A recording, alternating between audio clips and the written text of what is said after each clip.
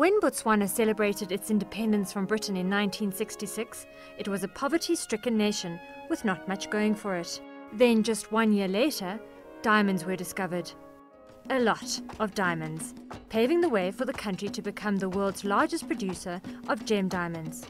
Now this precious stone makes up 2/3 of the country's export earnings. The sound management of this industry has led to Botswana recording the highest average growth rate in the world for 30 years. Since then, economic growth slowed to just over 6%. At independence, Botswana didn't really have physical and social infrastructure. We didn't have any tarred road, for instance. There were very, very few schools. So we invested large sums of money in improving the social and physical infrastructure. Botswana is rated the least corrupt country in Africa by Transparency International and is one of the few countries to have escaped the resource curse. Government owns half of Botswana and has used these revenues to build up massive reserves and develop the country's infrastructure. It's also put an economic diversification plan in place to develop alternative sectors like tourism, manufacturing and agriculture. But this was working on a 30-year time frame. Now the country faces its biggest challenge yet, a 50% drop in diamond revenues. The truth of the matter is, the Botswana diamond mines will not escape some adverse effect. So in the short term, a very challenging time. In the long term, however, the outlook is very good for the diamond industry.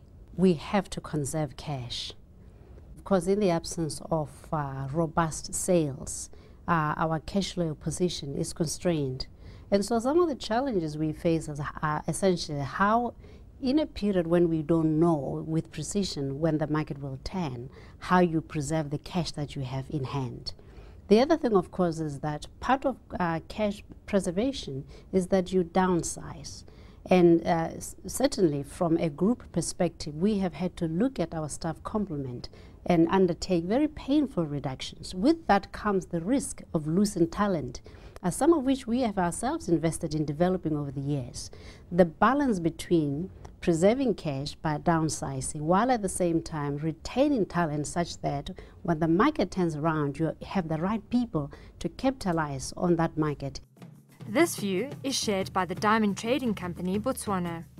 The DTC set up shop in country in March 2008. This is also a 50-50 partnership between the government of Botswana and De Beers, and is really the major vehicle for beneficiation in the diamond mining sector.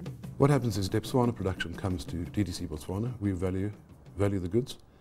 Those goods are then, once they're agreed, go to London, where they're mixed with productions from all over the world, and then goods are allocated to DTC Botswana, and they come back and we sell them locally. When a diamond comes out of the ground, it doesn't really look like much at all. It's only once it's cut and polished that it really becomes something that every girl dreams about. And it's this cutting and polishing industry that's really become the focus of Botswana to add value to its diamond mining industry. But now, as the world goes into an economic slowdown, some say the survival of this young industry is at stake. Of course, it's a very new industry and was just building up to full production. We had new factories opening through 2007, 2008. Timing of this crisis is very bad. The whole diamonds pipeline is pretty much seized up. But I think that that's going to be a temporary phenomenon. I would think by the middle of the year, diamonds should be flowing again. So it's a question of survival through short-term problems. Of course, that's very difficult for a new company which maybe won't have much cash. So I suspect many of the diamond companies will be turning to their bankers for short-term finance. Safdeco is one of the 16 licensed cutting and polishing companies. It's a South African company that's just set up an entire diamond technology park, complete with zebra sanctuary. The crisis we find ourselves in at the moment is a world liquidity crisis, which is basically influencing the diamond industry. So the number one challenge, as far as we are concerned in general, in diamond cutting today, is getting over this hurdle of this liquidity crisis. The problem started with banks being unable to lend borrowers. And the diamond industry, especially the purchase of rough, is a cash upfront business. And so our clients through DTC Botswana are very vulnerable. And so through ourselves and the government and the industry itself, we are addressing the issue to find ways to mitigate and make sure that they survive this interim period. So could government possibly intervene? This industry is part and parcel of what we call a Diamond Hub, where we are promoting cutting, polishing in jewelry, at the same time promoting trading, etc. So government has tried to provide certain incentives. Among those is the fact that all the companies that do qualify to cut and polish here, they are entitled to receive diamonds from DTC Botswana. That's one thing, which would not otherwise be guaranteed if they were operating elsewhere. Secondly, we have had to classify diamond cutting and polishing as manufacturing, and therefore attracting a much lower tax. On the question of financing, we believe that our banking system are looking at the best way of funding the working capital for these companies. We have been promoting the establishment of a special financing facility for diamonds. This facility will be guaranteed by OPIC of the United States. We think that will make a contribution. The initial amount which is contemplated is $250 million US. The key to getting through this difficult time seems to be knowing exactly what will sell. But the consensus seems to be that things will turn around. It's just a question of when. Within the cutting industry within Botswana, they are struggling at the moment. We've had one closure.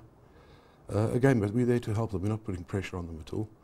We're helping them, trying to supply them with exactly what they want to keep them sustainable through this period.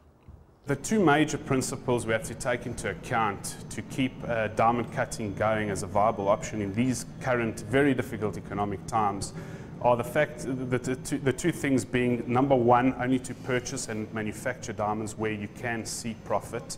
And number two, it's not enough to see profit, it's got to be diamonds that can be sold to the downstream market. Southern Africa obviously comes with very specific challenges that one doesn't see in more western cutting centres such as Antwerp and New York, and most definitely not in the more eastern cutting centres such as India and China, which are up-and-coming centres. It's very important to know and to have a defined strategy how to do business in Africa. Botswana sits on the cusp of a new dawn, one where the future seems uncertain, but the tools it's got are, to say the least, pretty useful. Government's going to tap into its $9.2 billion US reserves, which is about 28 months of imports, and for the first time in almost 20 years is looking to organizations like the World Bank for loans. This year we are going to allow a substantial deficit.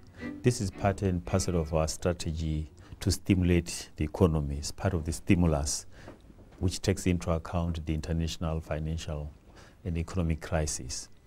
We will be borrowing from international institutions. The World Bank may be one source, but we will not be borrowing from IMF because IMF assists countries which have got a balance of payments problem. We don't have a balance of payments problems. We don't expect to have that.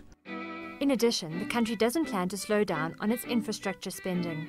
We expect growth to continue in the non-mining sectors. That includes construction, that includes trade, that includes the industry. We don't see any reason why those should not, and they will be promoting them. Part of the growth, of course, will come from government expenditure. As you know, we're having a substantial development budget of more than 10 billion pula. Most of that money will be used in promoting projects.